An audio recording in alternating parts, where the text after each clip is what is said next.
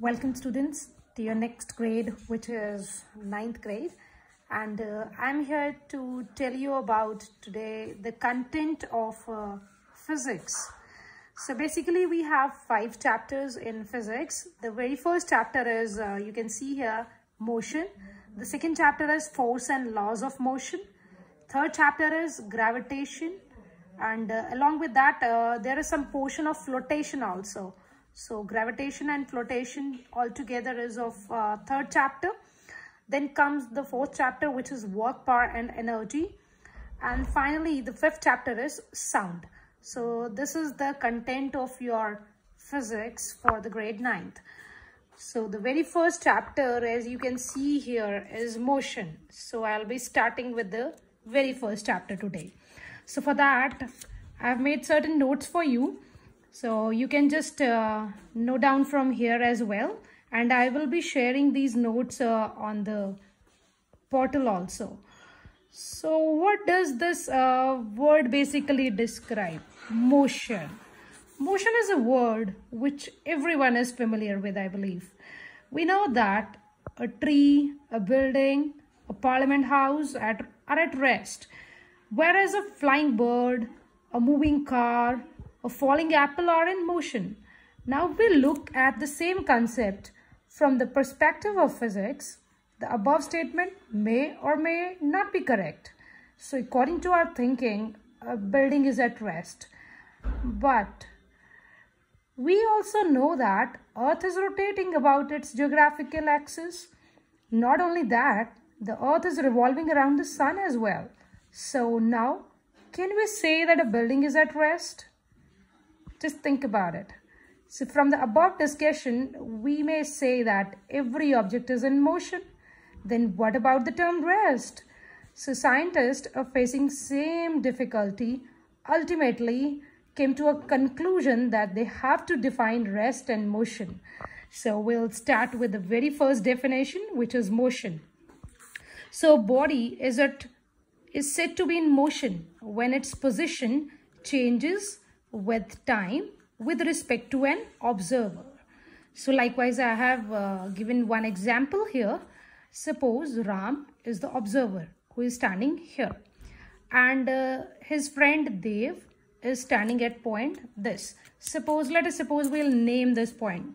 This point will be O. Suppose this point is A and this point is B. So Ram is at position O and Ram is observer, and his friend Dev, he will move. So at 10 a.m. Dev is at position A, and at 10:03 a.m. Dev is at position B. So it is basically changing its position. Earlier he was at A point, now he is at B point. So Dev is changing its position with the time with respect to Ram. So we can say that Dev is in motion. So is the definition also. So a body is said to be in motion when its position changes with time with respect to an observer. Now we'll come to the next part, which is rest. Next definition is rest.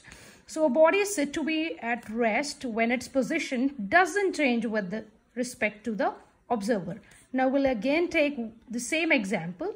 Here, this is point O and this is point A again. So Ram is the observer and he's standing at point O. And Dev is his friend and he's at point A. At 10 a.m. Dev is at point A. And whenever, after some time, at 10:30, Dev is again standing at the same position. So he's again at same point A.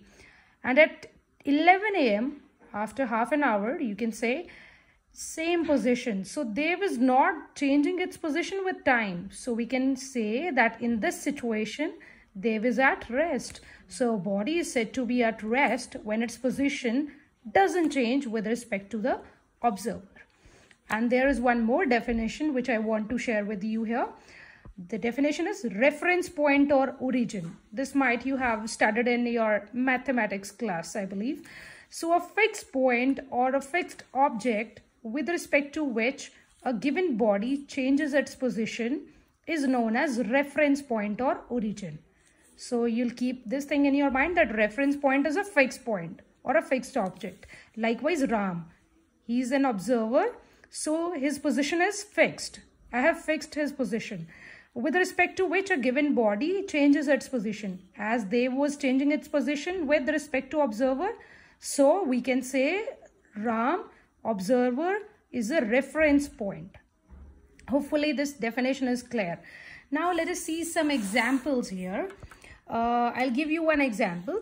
When clock is observed, we are at railway station, okay? So when the clock is observed by a person standing on a platform, railway platform, the clock is at rest. This is because the position of clock is not changing with respect to the person. But at the same time, when same clock is being observed by a person sitting in a running train, suppose there is a person who is in train and he observed the clock. So the clock is in motion now for him. So this is because the position of clock is changing with respect to the observer sitting in the running train. So we'll come to a conclusion. We will conclude it here after these two examples, that an object can be at rest and in motion simultaneously with respect to the different observers. So rest and motion are relative terms. Now I will give you one activity and you have to complete that activity also. Try to complete that activity. That activity is discuss the walls of your classroom. Okay, forget about classroom. You can talk about your room. Okay, discuss the walls of your room are at rest or in motion. Discuss this thing with your parents. Then the walls of the room of your room are at rest with respect to earth. But if seen with respect to the observer from space, the walls are in motion. So I have a question mark on this. So you have to think about it. And I'll meet you in the next video then. Thank you so much for watching.